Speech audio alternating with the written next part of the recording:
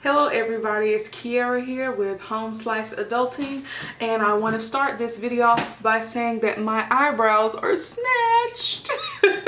I went and got them threaded today, and for those of you who have never experienced threading, who have never done it before, it hurts a little bit, but it lasts longer than waxing. It costs the same price, if not cheaper, and yeah, it's wonderful. It'll leave you looking snatched like me. But anyways, this review is going to be on Love and Hip Hop Season 3, Episode 9, titled Retribution. And I wanted to put this out much sooner because, you know, the show comes on Mondays and today is already Thursday. But this week was midterms week. And, you know, I am a college student, so this week has been very trying for me. The first scene starts with Nikki and Shonda. Yes, I don't think they even went to yoga, but that's besides the point. Nikki's body was like full of angles. It was like, and then here's her waist, and then it's like angles. Like she's done a little bit too much to her body, and I hope that she doesn't continue to do stuff to her body. But anyways, it was a little too much. But I thought it was funny when Shonda said that you can see your daddy as much as you want because Shonda needs a break. I thought that was funny. But Shonda is 31. And I'm not saying that Shonda looks old or that I necessarily thought Shonda was older. But if any of y'all have seen the like popular Lavelle Crawford, if there's a Lavelle Crawford stand-up that's on Netflix, I don't know if it's still there, if they've taken it down, where he talks about the conversation that his mom would have with him and his two siblings before they go in the grocery store. And it's, you know, that conversation that a lot of our parents have: don't touch nothing, don't ask for nothing. But one of the things that his mom would say to them is that, like, I'm 19 years old, I can get rid of y'all and have 3 more just like you. Like, I'm young enough to get rid of you 3 and have 3 more that look just like you. And that's that's the thought that I had when Shonda said that she was 31. I mean, 31, she still has, you know, a good few years to find somebody else that's going to treat her right and, you know, have children by then if she wanted to. So, you know, that shouldn't be something that stops her from moving on from Willie if that's something that she decides to do. So anyways, now Nikki, it's a good thing that she acknowledges that she's only dating and she's not looking towards marriage right now, but it's not a good thing to be carrying other people's feelings and stuff into that and not taking their feelings into account because you want to date around and not making it clear that that's what you're doing with your life, that you're not looking for anything serious. So that's the only problem I had with that. And her saying that her dealing with her brother's passing is the reason that she's been, you know, kind of acting out, is understandable, but to me it's not really an excuse. And I thought it was weird the way she phrased, I'm gonna clean it up, as far as the mess that happened with Rosa and Safari. And it's like, you know, when you're dealing with other people's feelings, these 2 people that actually care about you, clean it up is not, like, it's, don't worry about cleaning it up per se. Like, own up to what you did. But anyways, I thought that was a weird phrasing. But later on, we see this really sad scene with her and her mom talking about Nikki's brother and his passing. And it's one thing to lose somebody, but it's another thing to lose that person in a tragic way. We got to see like a different side of Nikki, and I thought that part, you know, was good as far as seeing a different side of her. But my, you know, condolences do go out to them because it's really hard losing somebody, especially tragically. But next we'll talk about the whole Max and Brandy and Princess and Jason. When I first watched the show, the first time that I watched it all the way through, I didn't even notice they were in a bathroom because the room was so big that I just assumed it was not a bathroom. That it was maybe the living room or one of the bedrooms. I wasn't even really paying attention that much. Plus I was like watching it on my laptop and it was you know, smaller. So after I watched somebody else's review and they were like, that bathroom was giving me life, I was like, they were in a bathroom? And then when I watched it to, you know, take my notes to do this review, I was like, that bathroom was pretty awesome. But now I've heard people in other reviews say that it's real weird how, you know, at first Max was really wanting to work with Masika. He was down to work with Masika until this issue happened at Moniece's listening party, and you know, he was kind of flip-flopping and that type of thing. And I don't see it that way. There are producers and people that will work with you that don't necessarily feel you like that. So like, if I'm gonna produce something for you, I don't necessarily have to like you as an artist. As long as you pay me, I'm gonna do my job, but that doesn't mean that I'm, you know, super into you as an artist. I mean, as a producer, he might have, I guess, pumped her head up like, you know, you have good music and I think we can work together. But he just wanted to check. You know, it's possible that he just wanted to check and he really thinks her music is whack, like he said. And I don't know anything about Masika's music besides the song that she performed, you know, later on in the episode. But it's like, you know, she does have a whack career. I mean, her career right now is whack. I don't know any of her music. Do y'all know any of her music? Because I don't. So her career is whack. That's not, you know, that's not true. I just think that, you know, when new developments come up, and your wife has beef with somebody, I think Max did the right thing by taking his wife's side this time. But he did bring up the fact that, you know, Masika may not have been up there had you not acted a fool in that studio session. But you know, Max did like the husband thing, like when the wife gets really upset and he's like, you know, you gotta think smarter. So whatever. And I thought it was weird that Max was like, oh, when you're having an issue with somebody, we don't go into personal business or family business or court business. We don't put that out there in the streets. But let's keep it real. I mean, all is fair in love, in hip-hop, and war. I mean, like, they attack each other anyway. I mean, they were going to attack each other anyway. It really didn't matter necessarily what you know, issues that they had going on. You dig up people's past. I mean, people have dug up mugshots, and people on, you know, Real Housewives shows and 11 hip hop shows always digging up criminal histories and stuff like that. So it's nothing new for them to do anything like that. And I thought it was very weird how they kept saying things like, I really need this, I really need this, like it was a kidney or something for some type of organ transplant. And it's like, you don't need a sex tape of somebody else's mama, you know. Something that one of the other reviewers of this episode said, you know, if you're a good mother or you claim to be a good mother, you have concern for all children and not just your children personally. And I mean, they didn't show this on Love and Hip Hop, but the episode where Fizz decided to move out of Moniece's house, they were discussing Brandy and Max. And you know how Fizz was like, you need to get over that whole motherhood stuff because, you know, me and Max are friends and, you know, he produces music for me and stuff along those lines.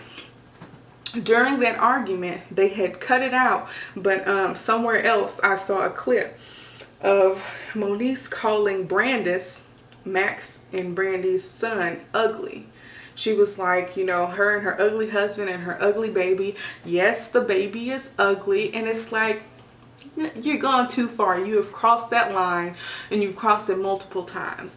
I mean, them saying that she was a bad mother, that, you know, was something that they inferred from what they saw and what they heard on the show. But for you to, a year later, to call this woman's child ugly, you crossed the line. So I really don't have that much respect for Moniece in this regard. And I mean, you know, if Brandy knew about her calling her son ugly, I mean, you know, the whole sex tape thing really isn't a big deal. I mean, like, what the reviewers was saying was that your concern for all children in general would prevent you from trying to put out a sex tape of somebody's mother, hence Moniece. And the idea for me is like, why do you care? Like, everybody should really get over it at this point. And like Masika said, what Moniece did last week only fueled the fire instead of doing the opposite. So whatever. But anyways, Brandy, Princess, and Jason all meet together. But before that, Brandy and Princess meet up at Brandy's empty store. And she had some kind of shirt on about, you know, get rid of the Beckys or something like that. And she said, we need to extinct these Beckys. And I was trying to think if you can use extinct as a verb like that. We need to extinct them. That's not, I don't think that's how that works. But anyways, and they kept saying, this is the receipt we need. Like I said, like it's an organ for an organ transplant and you don't need it. It's not a necessity. That bothered me. But anyways, I thought Brandy's face when they were waiting on Jason to arrive to the restaurant, the way Brandy was looking at Princess when Princess said, you need to wait to eat. And Brandy was like just chewing, like, I ain't waiting for nobody. Like, I already got a kiss up to this man. I ain't waiting for him to eat.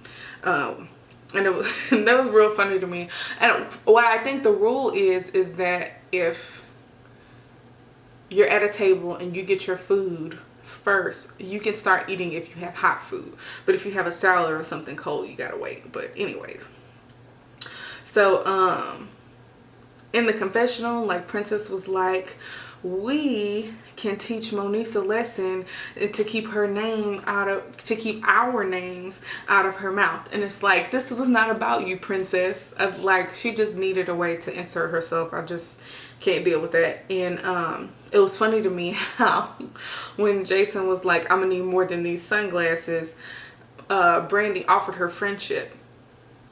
It's like, don't nobody want that. What can I do with that?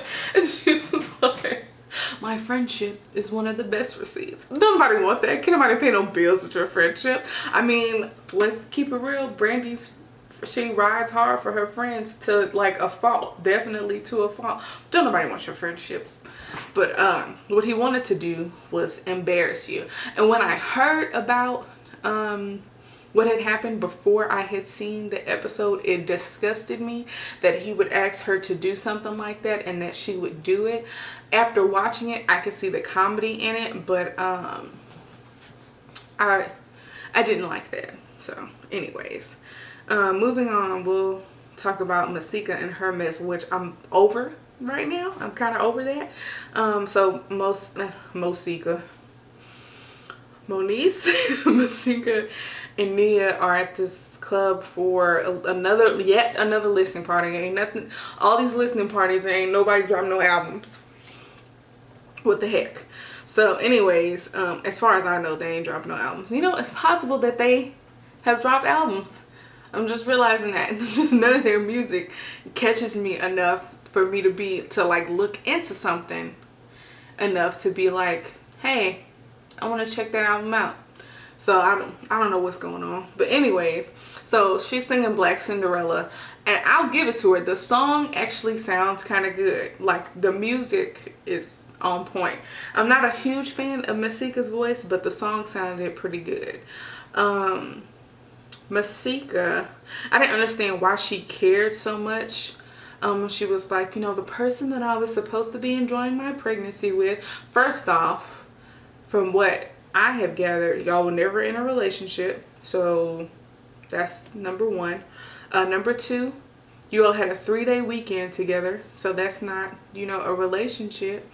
There's no guarantee that you're supposed to be enjoying your pregnancy with a dude that wasn't expecting you and probably didn't want you to get pregnant in the first place, and definitely didn't want you to get pregnant in the first place. So she was like, oh, he's on tour and he's with the B words, the B's, and he's you know, smoking weed. And it's like, these are concerns for people who are in a relationship with somebody. Y'all didn't have a relationship, y'all had a child together. And it just annoyed me. Like, why do you care about that? Like, stop concerning yourself with that. Worry about your daughter and just move on with your life. They were not together, and she just doesn't seem to understand that. I don't know. She's never said, oh, well, has she said we were in a relationship? Whatever she called their interaction, she just is concerned a little bit too much for me. So anyway, this is gonna be a long review, y'all. So let's see. So they tell Nia about what happened at the listening party, and it was interesting to see Nia's reaction, because Nia is both friends with Brandy and with Moniece, and I think that as a mom, Nia kind of took Moniece's side. She's like, you know, nobody knows better than me that you're a great mother. And we're like, and I'm like, you're right, you know, nobody knows that besides you. Like, like from what we have seen in this season, Moniece has really stepped her game up. So we'll definitely, you know, give her that she's had some improvements. But you know, we don't know that. Nia may know, but we don't. So anyways, I will say I liked Moniece's skirt style. I liked, it was like a big skirt. It was plaid. I didn't like the colors, but I really liked the style of it. If it was in a different color, I thought it would be really cute. But I really think she needs to get over the motherhood digs, because they were a very long time ago. And you know, sometimes when you are doing what you're supposed to do, if you know what you're doing, what you're supposed to do, you don't have to dignify any of the accusations or anything like that. And she just doesn't have that level of maturity yet, and I wish she would. And when she says plenty of listening parties, you know, I'll have plenty of listening parties in the future, I think she's being very generous. You know, I think until she gets her maturity level right, she's not going to see the type of success that she wants to see. So we'll see about the plenty listening parties. If it's plenty listening parties and no albums, then, or no albums that anyone cares about, I mean, does it really matter? But yeah, anyways, so I really didn't care about this scene with Fetty Wap. They always say it's three sides, his side, her side, and then the truth is somewhere in the middle. So I think that the truth is somewhere in the middle. I don't know what to believe, and I kind of don't care. Whatever. Anyways, I don't care about them and their relationship, and you know, God bless the baby. You know, God bless that baby. First, I'm just going to talk about the meeting that the two Lyricas, when they got together for brunch or lunch or whatever.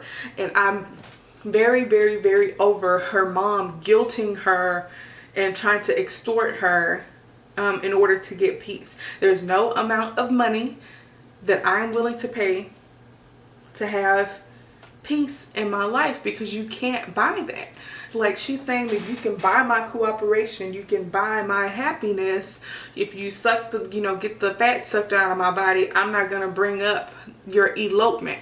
Is elopement a word? Elopement.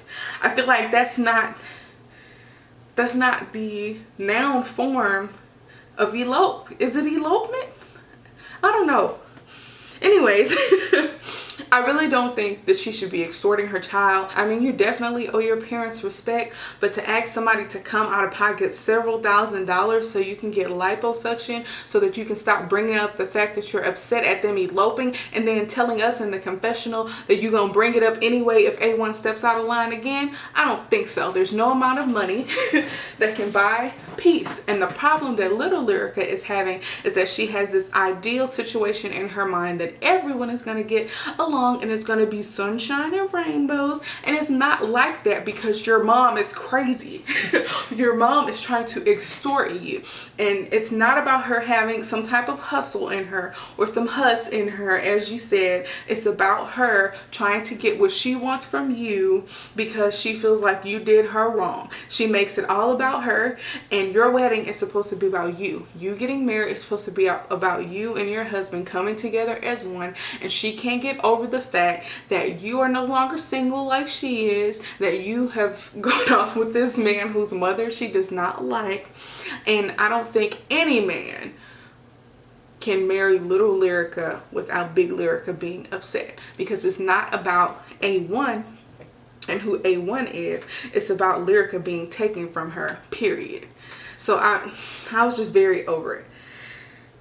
And I definitely don't like Big Lyrica. It's official now. So anyways, when they brought up the broken wedding picture, and I mean, this is what a manipulative parent does. They make you feel like, one, you owe them something because she said, you know, you owe me that regarding the liposuction. And two, they make everything about them. So did you think about me when you broke my wedding picture, is what Little Lyrica said. And Big Lyrica was like, F that picture. Did you think about me when you broke my heart? What? Me marrying the person of my dreams broke your heart? We got married and we eloped because you don't know how to act. You don't get invited places when you don't know how to act. So you were not invited to the wedding. That's your fault. That's on you. If you knew how to act and you had some class and you had some decorum about you, maybe you could have came to the wedding. That's on you, not me. But Lyrica is a lot like Candy in Real Housewives of Atlanta. There's like, when there's a situation, and it's similar because Big Lyrica and Mama Joyce both had 2 children, and one of their children passed away. So when you have a relationship with, there's a mom and a child, and in this case a daughter, and they get super close, if anything comes in between that, like a boyfriend, a fiance, or a husband, the mom gets all defensive. They cut up and act a fool, and and you know, that's what happens. And it's like separation anxiety, really. So that was that's the deal. And the issue is, like, just like Candy, Little Lyrica doesn't know how to, 1, stand up to her mother, and 2, check her mother, and 3, realize that her mother is using her. And you know, as a child, you don't want to think like that of your parent, and I think Big Lyrica is taking advantage of that. So whatever. So it just, in the confessionals, Big Lyrica said that she wanted them to pay for the liposuction to pacify her hurt. And it's like, you know, pacifiers are for babies. You're being real immature right now. What's wrong with you? And I just can't with Big Lyrica. And so we get to the big finale part of the episode, which was very much worth the wait. It was hilarious. I loved it. And I thought it was awesome. Like, this is the most entertaining that this show has probably ever been, like, in this season and the previous season. And so I like how A1 stood firm and, you know, we're not paying for this liposuction. And that he called it what it was, which was extortion, which is something that Lyrica cannot bring herself to say or to realize.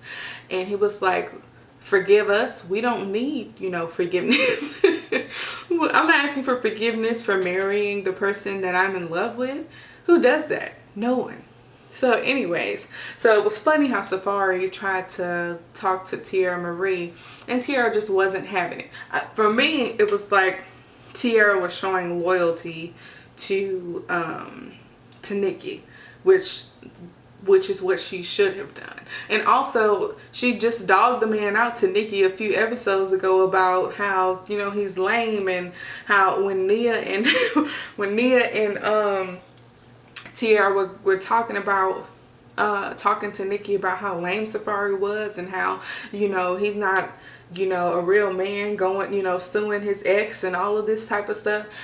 There would have been no way that would have worked out had, you know, him watching that episode knowing that she talked about him that bad. So Tierra did the right thing. Women, you are attractive, and if somebody talks to you and you don't want to talk to them, you have every right to turn them down. Okay, moving on. You be respectful, but you can turn them down. So anyways, did anybody else catch how Lyrica was like, believe it or not, I can cook and I can also give good beep, whatever words she said, and A1's mom was sitting right next to her. Who does that? Why would you say something like that? She's just off the charts. Anyways, so Mama Lyrica finally shows up in her corset and tight jeans, and Safaree and Tierra Maria just inflating this woman's head. And I mean, she's not a bad looking woman. She's not built poorly. I don't think she needs liposuction personally. I think she looks good. I think she looks good regardless of her age. I don't necessarily like when people say someone looks good for their age. I mean, they look good or they don't look good, I guess. But anyways, what I will say, when she says she thinks it's important to be ageless, I don't agree with that. But but when she says that she's mistaken for Lyrica's sister, that's an insult to little Lyrica. That's not a compliment to you. Like, who does that? She does not. Her face especially is more telling of her age. But it's like, nobody mistakes, stop lying. Nobody mistakes you for your daughter's sister. Anyways, so yeah. So Big Lyrica, you know, of course had to say something to Miss Pam when Miss Pam was saying, you know, I'm happy to be here too because this is my son and this is my daughter-in-law. And Lyrica was like, can you let the man talk? It's like, nobody was talking to you, Big Lyrica, hush. So anyways, oh, and Big Lyrica's foundation was too, like, she was giving me Ghostface Killer. She was giving me Ghostface. Anyways, so I think he can apologize, or he should apologize for hurting her feelings, but for nothing more than that. And so when he brought up the liposuction, Big Lyrica said, that's none of your business. Liposuction, let's say, is $2,000. I don't know how much liposuction is. Even if it was $1,000, that's a big expense, and it's going to come out of our account. So it does concern me. So anyways, it's definitely his money and it's definitely his business. So I don't know what Big Lyrica was talking about. And while Safaree said that he didn't think it was the right time or place for them to discuss this, Safaree was just eating it up, the food and the drama. So Big Lyrica, I mean, it may not have been the right time or place to address the liposuction thing, but their you know, housewarming was not the right time or place for Big Lyrica to act the fool and throw glasses on the floor and storm out. That just wasn't okay. So you know, all's fair. So anyways, Lyrica, you know, Big Lyrica acted a fool. Tierra Marie just had liposuction last season, so she needs to hush. If somebody wants to join the liposuction club, Tierra Marie, you are a good spokeswoman. So I don't know why you're all mad about the waist trainer. Yo, him pulling out that waist trainer is hilarious every time that I have watched it, because I've seen the episode several times now. And it just gets more and more funny. And the look on A1's face is just like, I don't know how this is gonna go, but here it is. Here's the waist trainer. I don't know what's gonna happen next. But it's just so funny. And I think that Tierra Marie was too vocal. She just needed to be quiet as the leader of the lipo club. And when Big Lyrica says, tell your fat A mama to wear it, that's additionally where she messed up. Mama Pam didn't say nothing to Big Lyrica, but now she is, because you came for her. And so she was like, you shut the F up. And little Lyrica's first instinct was to, you know, go off on A1's mom, Mama Pam. And I mean, I understand you defending your mother against your husband, but if you're like a weak person like Lyrica, or a naive person when it comes to your mom and how manipulative she is, I mean, if you allow your mom to manipulate you for that long, at what point do you get a mind of your own? And Lyrica, little Lyrica, just doesn't have that yet, if she ever gets it. And so the problem is that little Lyrica just doesn't see what's wrong. But anyways, they all start arguing after Mama Pam calls Mama Lyrica the B word. That's the trigger, and food starts flying and drinks start flying and security start flying, and Safaree is just, his face is lighting up. He's just eating it up, and he's just eating the food, and he's like, you know, this is entertainment. And Tierra is going over to Lyrica and Lyrica's mom, and A1 is imitating Big Lyrica. And after Mama Lyrica plays the victim, and she's like, because you married him, because you married this a-hole, this is the type of thing that you get me into. What does that have? I mean, you're not the victim. You started this. You're the instigator in this. And A1 was like, I heard you call me an a-hole. You're an a-hole. And she is. He's right. But anyways, when Big Lyrica screamed annulment, A1 was like, annulment? Are you really that miserable and alone that you want your daughter to be the same way? And I think that's like the big thing. You know, little Lyrica cannot be under your wing for the rest of her life. She, you know, has to go off and do other things. And like I said, if Lyrica decided to marry anybody else, you know, I think there would still be a problem. It doesn't matter what type of guy and what type of mama that guy has. It's about Lyrica, Big Lyrica, and her own issues in letting go. And little Lyrica's inability to tell her mom to stay, you know, in her place. So yeah, that's it for the review. Next time there's gonna be some interesting stuff. I mean, we got to see a good side of Nikki Baby, but the problem is she might go back to her slimeball ways come next episode when she talks to both Rosa and Safari.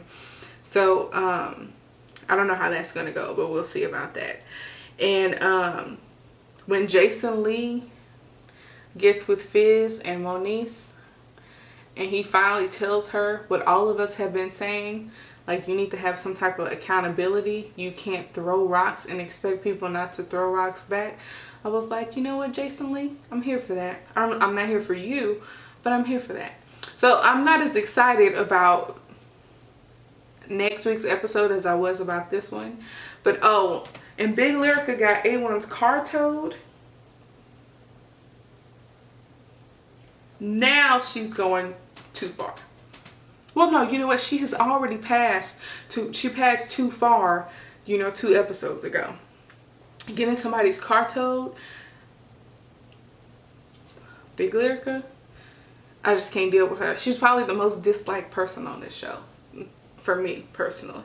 But anyways, thanks you guys for watching. I hope you enjoyed. I'm sorry it was so long, but this episode was jam-packed with stuff to talk about. So I'll see you guys next time, and thanks for watching. Like, comment, and subscribe.